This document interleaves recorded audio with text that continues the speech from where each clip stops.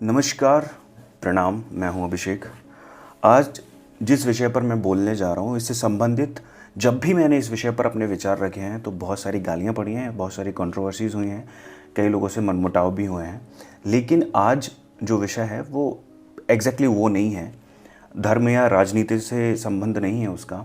ये है हमारे वेद पुराण और ग्रंथों के बारे में कि अभी अभी कुछ मैसेज चल रहे थे कि हमारे वेद पुराणों को जो हमारे आधुनिक सिलेबस हैं, इंजीनियरिंग के सिलेबस हैं, या जितने भी जो पाठ्यक्रम पढ़ाए जाते हैं उनमें सम्मिलित करना चाहिए या नहीं करना चाहिए। उस विषय पर लोगों की डिबेट चल रही थी। तो कई बुद्धिजीवी लोग अपने इस पर विचार प्रकट कर रहे थे कि कल को अगर मेरा कोई सॉफ्टवेयर नहीं चलता है या कोई तकनीकी खराबी आती है कंप्यूटर में, तो वहाँ मैं गायत्री मंत्र के थ्रू या किसी भी और मंत्र के द्वारा उसको सही कर सकता हूँ। कई लोगों का कहना था कि आगे से फिज़िक्स, केमिस्ट्री, मैथ्स से ज़्यादा शायद हमारे वेद पुराण बहुत ज़रूरी हैं, तो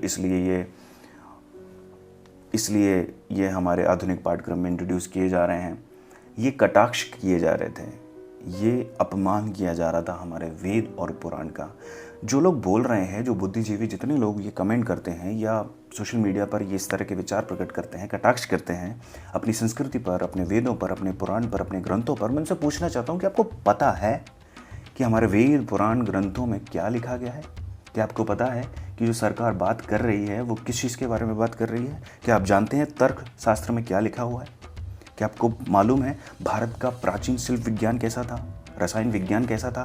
और भी बहुत सारी चीज़ें हैं जो मैं आपको बता सकता हूँ।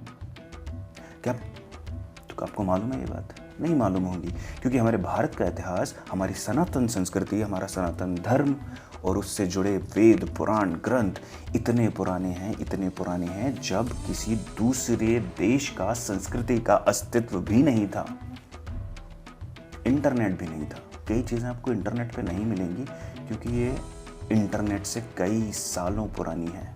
इसके लिए आपको पढ़ना पड़ेगा, इसके लिए आपको ग्रंथों की धूल हटानी पड़ेगी, इसके लिए शास्त्रों की धूल हटानी पड़ेगी, उनसे धूल चटानी पड़ेगी और झांकना पड़ेगा उनमें कि उनमें लिखा क्या है।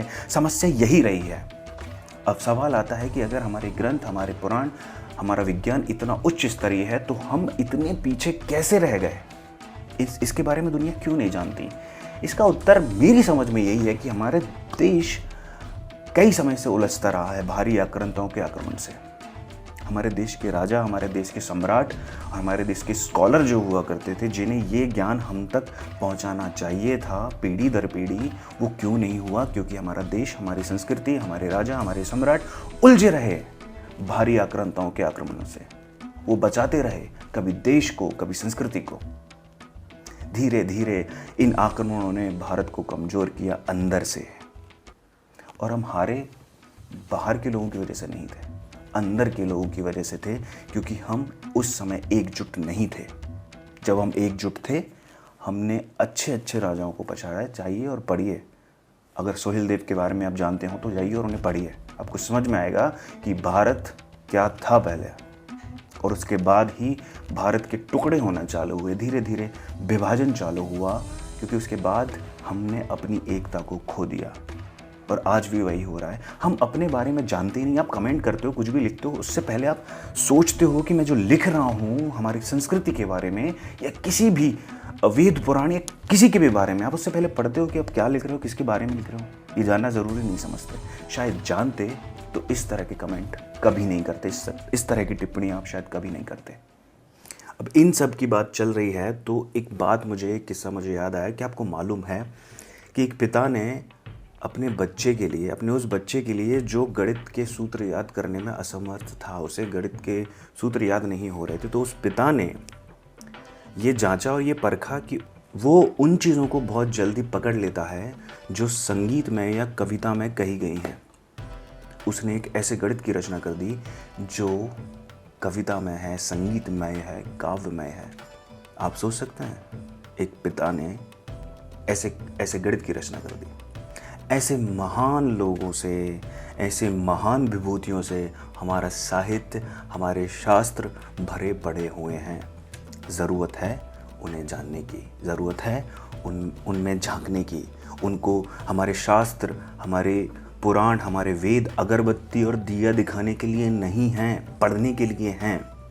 उनमें जो लिखा है वो पढ़ने योग्य है, मनन योग्य है, पूजने योग्य तो है ही, लेकिन सिर्फ पूजने योग्य नहीं है। उम्मीद करता हूँ आप इस बात को समझ रहे होंगे। आपसे एक रिक्वेस्ट है, आपसे एक निवेदन है कि अगर आप किसी विषय के बारे में बहुत ज़्यादा नहीं समझते हैं या नहीं जानते हैं या आपने नहीं पढ़ा है, तो उस पर टिप्पणी देना बंद कीजिए। बेवजह फिजूल में अपनी संस्कृति को, अपने धर्म को, सनातन धर्म को बदनाम मत कीजिए, उसका अपमान मत कीजिए। जय हिंद, जय भारत, नमस्कार, धन्यवाद।